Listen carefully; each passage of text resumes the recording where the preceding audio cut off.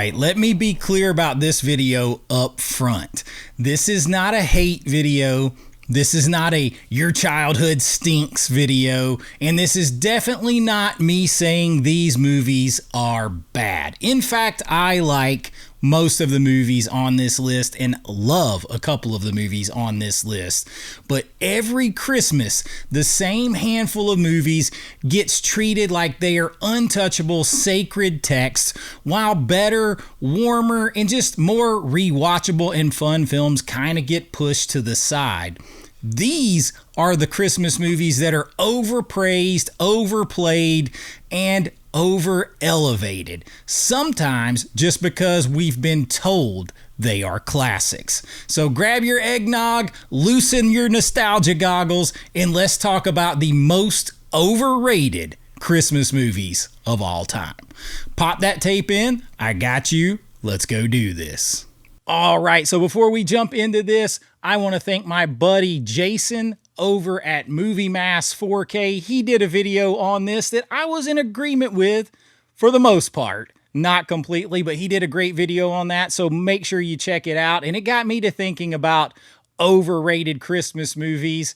And we're going to start off with one that's going to rattle some skeletons. It is The Nightmare Before Christmas.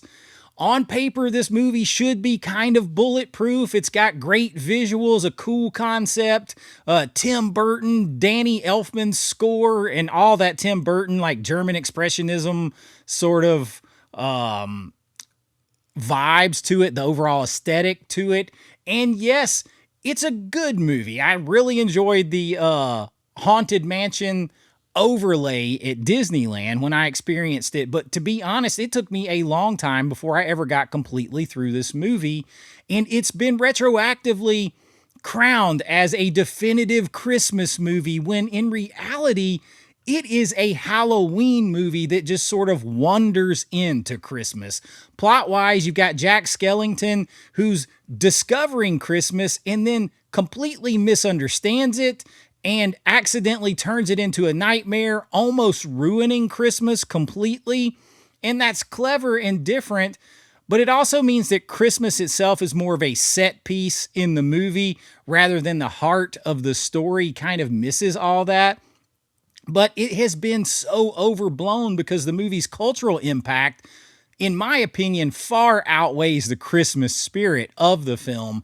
It's become basically a Hot Topic uniform in the guise of a film, more of a lifestyle brand, an aesthetic, all of that vibe that you want to put off, more than a Christmas movie. And while I do enjoy it when I put it in, it doesn't hit those rewatchable, cozy, seasonal magic vibes in the way that Christmas Legends do. So, good movie, over-elevated as a Christmas staple. And the next one on the list is going to hurt some of you a little bit. It hurt me to put it on this list, but it is Home Alone. Home Alone is funny, it's charming, it's a classic, it absolutely deserves its place in Christmas history. But here is the hot take. The sequel is arguably better than the original in this case. Home Alone is also very heavily borrowing from Die Hard. Chris Columbus said that himself. It is Die Hard for kids in a lot of ways, and the second film leans much more into that.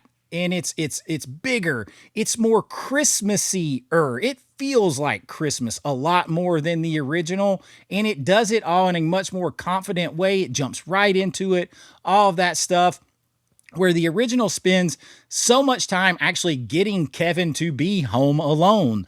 And once the wet bandits arrive, it's fun and all that, but it's also simple and familiar, and also, borrowed from, not only from Die Hard, but maybe Dial Code Santa Claus and some other things.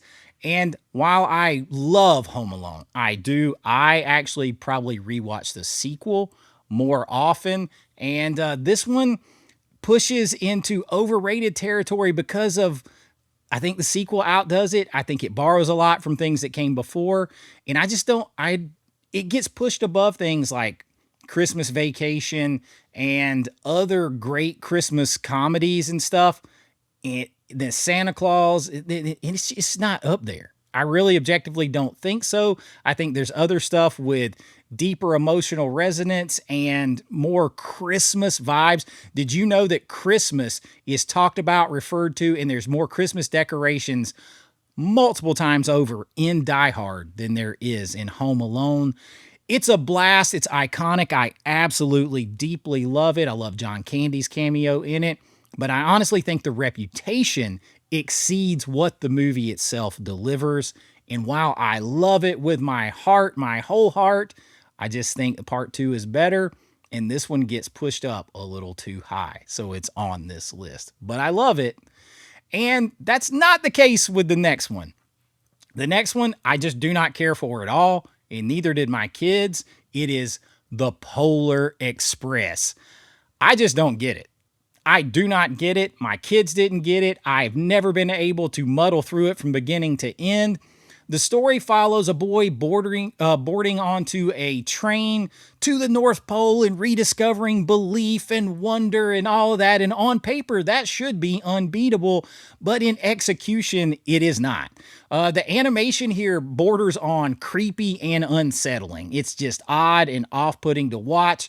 The pacing is super slow, and the emotional payoff really never lands in this movie. It's just clunky. It's not. My kids did not care for this, never at all, not even a little. When everybody else is like, oh, Polar Express, they're like, that movie stinks. It's boring. And they love all kinds of movies. And it's praised for its technology, I think, at the time being more groundbreaking. So I think that pushed it up there more than the actual heart and story of the movie. And Christmas movies should live and die by their heart, their vibes, what they make you feel. And this one feels cold, really, kind of sterile and a little weirdly joyless and creepy to look at. And I know some people love it, but for me, this is one I respect it and I respect your opinion on it, but it's not loved. It's just not there. And that's a recurring theme on this list. But this is one of the couple of films on this list that I genuinely just do not like. The others I still like or even love. This one just is not it. And it is way overrated, The Polar Express. And the next one is where things are going to get very, very spicy. And this is a movie that I really like. Not love. I'm not going to say I love this movie, but I really like this movie. It is A Christmas Story. A Christmas Story is good. It's funny. It's quotable. It's memorable in scenes, but it does not deserve to be elevated above things like Christmas Vacation, It's a Wonderful Life, Santa Claus, even like Scrooged. It's not even up that high for me. It's not above Elf for me. I think in my top 25 Christmas movies, I had it like 19. So there's a lot of movies I have ahead of it. The plot is simple. You got a kid obsessed. It's like 1940s is obsessed with a Red Ryder BB gun, but the movie really plays more like episodic vignettes. And the narration is I don't mind it, but it's not great. It's a lot about childhood mishaps and stuff. More than Christmas. It's more like a nostalgia bomb, which I love nostalgia. I do that here.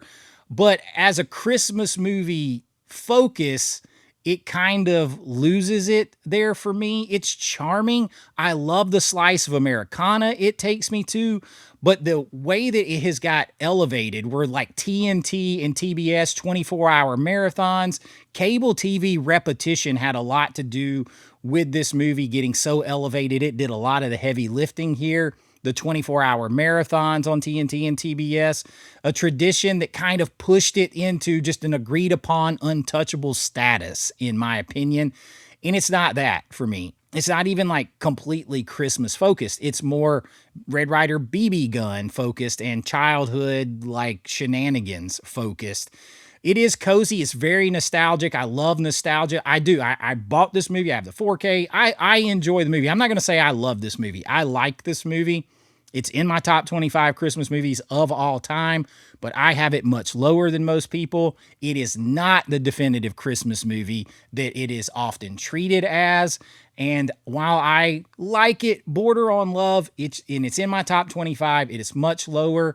And it's not the fault of the movie, it's everything around it that has lifted it above its station, in my opinion. So there you go. The hot take, A Christmas Story. And that may not be even as a hot take as number one or the honorable mentions, which are coming right now. All right. So honorable mentions, movies that now these movies I love. Okay. Uh, but they're overcooked, man. You are overcooking my grits on these movies. The first one is Elf. I love Elf. I recommend Elf a lot, but I think it gets elevated because there just hasn't been that many. And I think that's another one with my honorable mentions. Not because it's so great, but because the competition just fell off the cliff after 2000, or from 2000 onward as far as Christmas movies go. So it doesn't outclass the classics. There's no way. 90s Christmas movies, 80s Christmas movies, and then the old classics, it doesn't outclass them.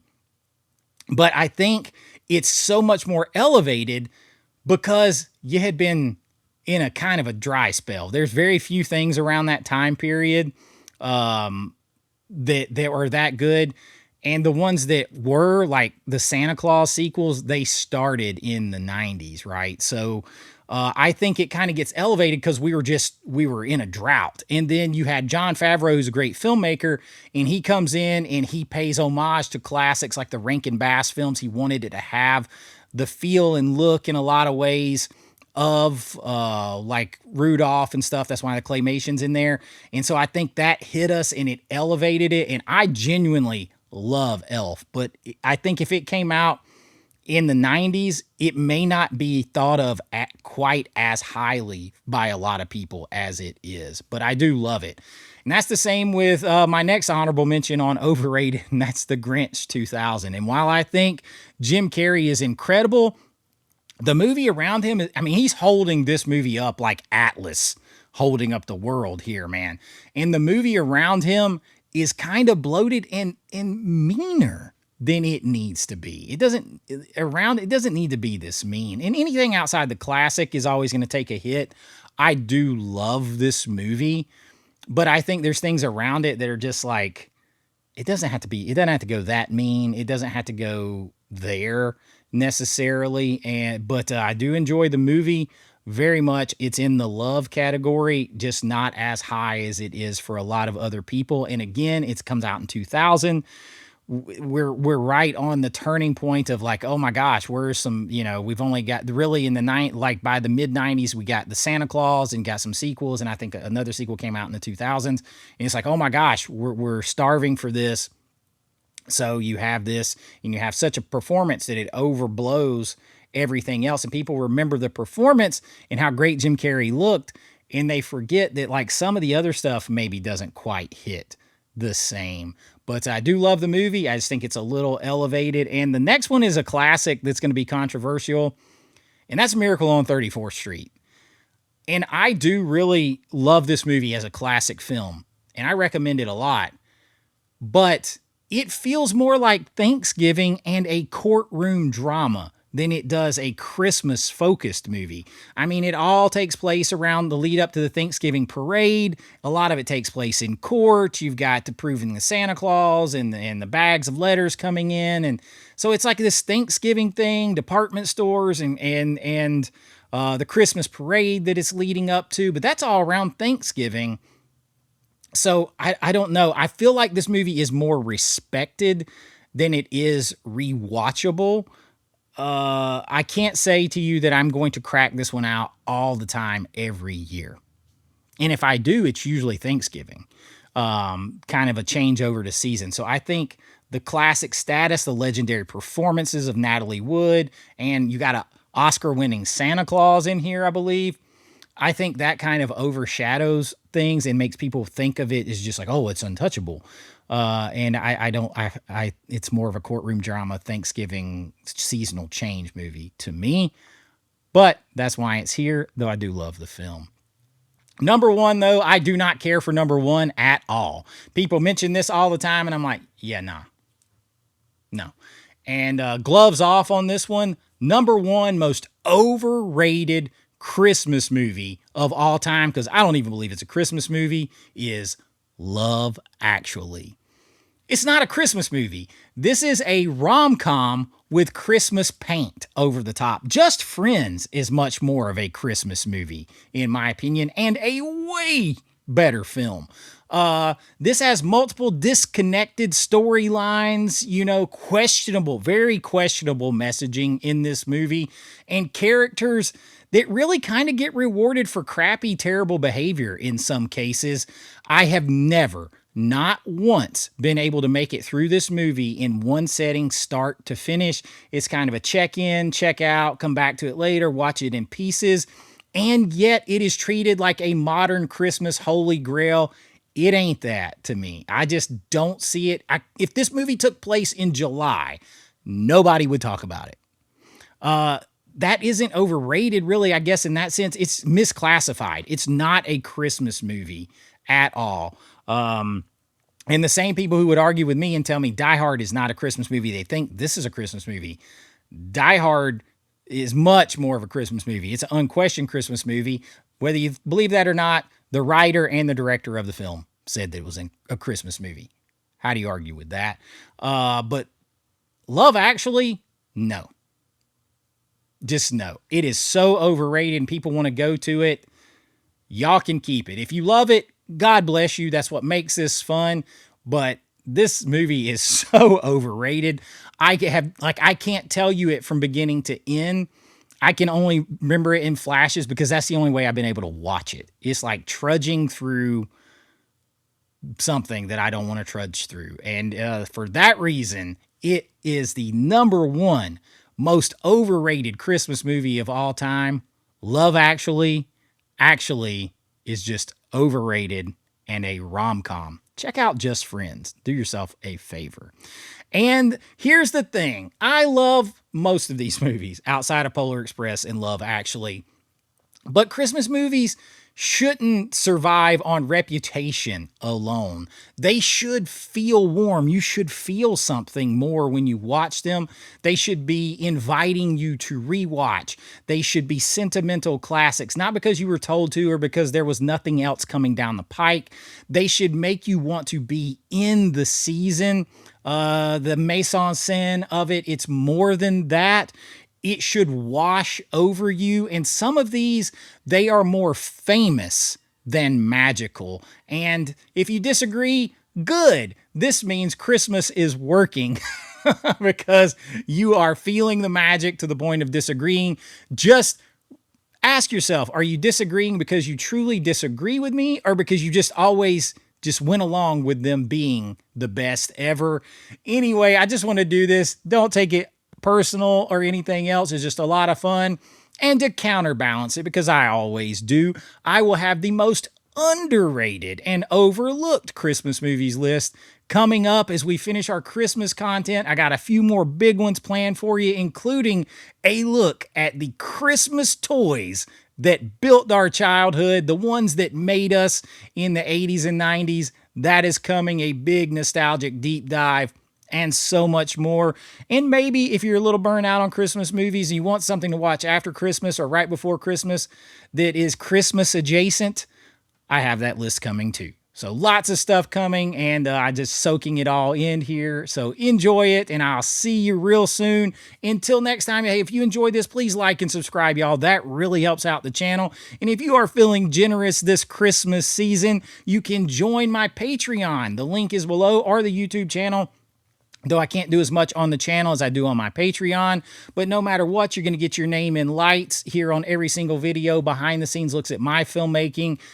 Tons of special members-only videos, like on physical media, 4K reviews, deep dives, all kinds of stuff, conversations, and that will all be there for you, and everything helps support the channel, and I really do appreciate it. But until next time, be kind, rewind like always. This is Chase with AV Pop Culture, and I'll see you real soon. Bye-bye. Merry Christmas. I know.